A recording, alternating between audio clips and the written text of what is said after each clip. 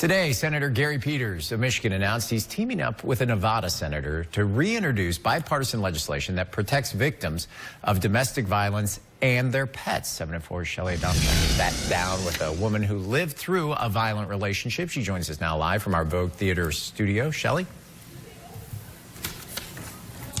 Mark, today I spoke with one woman hoping to get her story heard as far as trying to help other domestic violence survivors. She wants to get her story heard and says this proposed bill would have helped her and could help others. This is a life and death thing. Michelle Bador vividly remembers a time when survival alone was a daily goal. My ex-husband and I became involved in domestic. I left.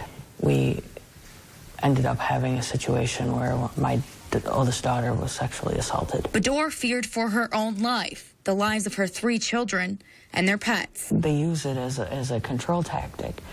You know, they didn't say anything, but they may hurt your animals, and that puts fear in you.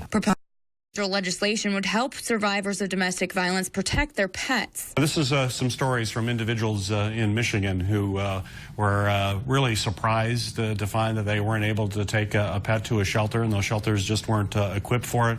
That's why this legislation, I believe, is important. The measure would provide grant funding to shelters to help victims and their animals. A lot of our women stay because they don't want to leave their animals. They don't want to leave them to the chance of being hurt.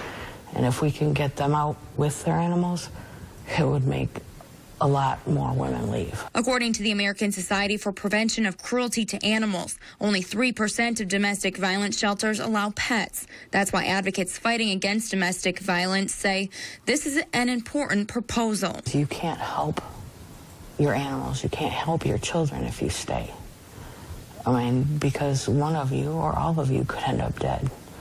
Now, last year, a bill was signed into law in Michigan that extends personal protection orders to pets of domestic violence victims. But this federal legislation would expand that program in case survivors move out of state. Reporting live from Manistee in downtown Columbia, Shelley Adamczyk, 7 and 4 News. All right, thanks, Shelley. Studies show 68% of domestic violence survivors reported their abusers were also violent towards their pets. The proposed bill is backed by both sides of the aisle. Representatives will be reintroducing the measure in the House.